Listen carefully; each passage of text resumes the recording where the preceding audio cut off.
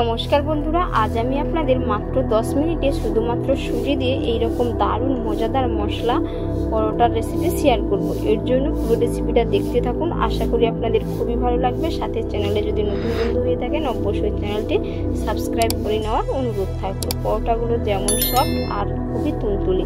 এই যে সুজির মশলা পরোটা বানানোর জন্য প্রথমে আমি কড়াইয়ের মধ্যে দিয়ে দিচ্ছি 2 কাপ জল।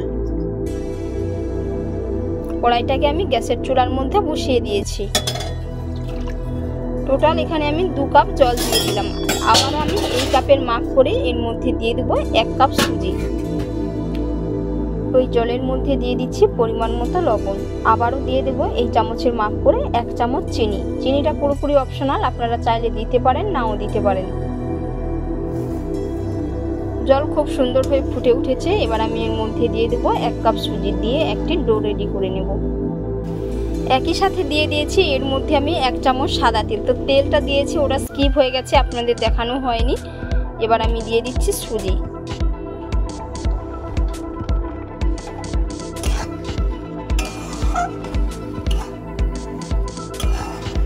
সুজি দেওয়ার সাথে সাথেই কিন্তু জলটা টেনে নিয়েছে, আর এই যে খুব সুন্দর করে একটি ডো রেডি হয়ে গেছে। 1.5 থেকে 2 মিনিট টাইমের মধ্যেই ডোটা রেডি হয়ে যায়, বেশি টাইম লাগে না।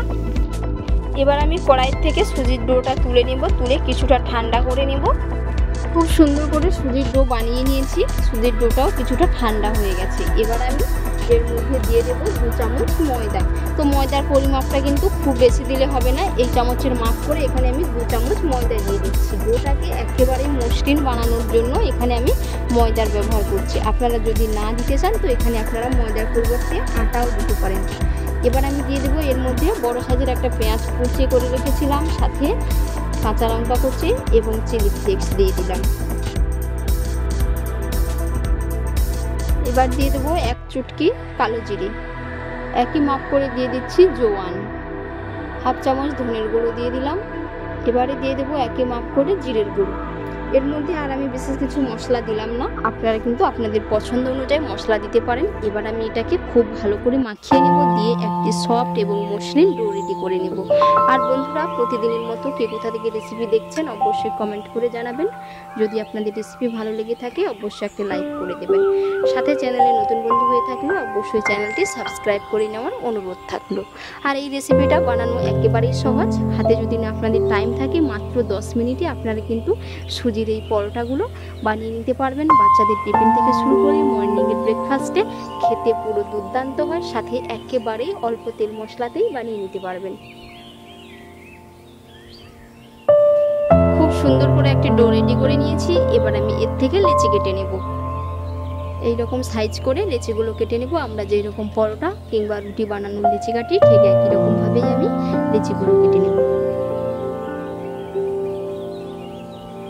লেচি তো কেটে নিয়েছি, এবার আমি এগুলো অল্প করে একটু ময়দা ছিটিয়ে বেলে নেব।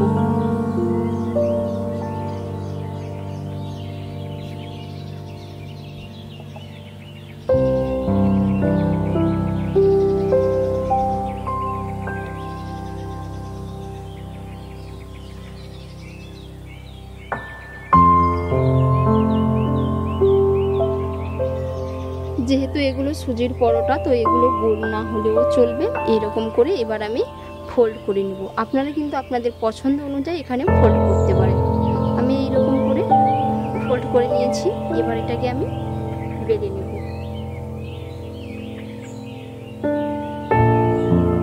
একটু হালকা করে চ্যাপটা করে নেব। এই যে এরকম ভাবে এই সাইডগুলো যেহেতু অসমান, এই সাইডগুলো আমি একটু কেটে নেব ছুরির দ্বারা।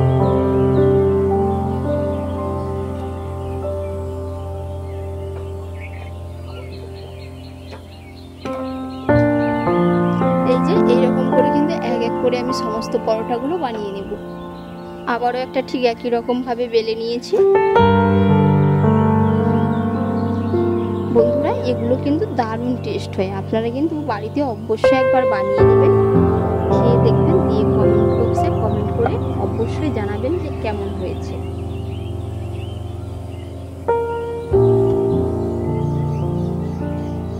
একই রকম ভাবে কিন্তু আমি সাইডটা কেটে নেব।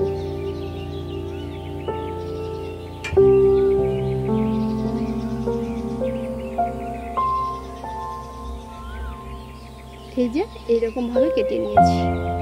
এক এক করে সমস্ত মশলা পরোটাগুলো আমার বানানো হয়ে গেছে। এবার আমি এগুলো তাওয়াতে ভেজে নেব। তাওয়া বসিয়ে দিয়েছি। এবার তাওয়ার মধ্যে আমি অল্প করে একটু সাদা তেল দিয়ে দেবো, 1 চামচের মতো। 1 চামচ তেল দিয়ে খুব ভালো করে আমি তাওয়ার মধ্যে লাগিয়ে নিয়েছি। এবার আমি এর মধ্যে পরোটাটা দিয়ে দিলাম। 1 মিনিটের মতো হয়ে গেছে। এবার আমি এক পিঠ উল্টে নিচ্ছি।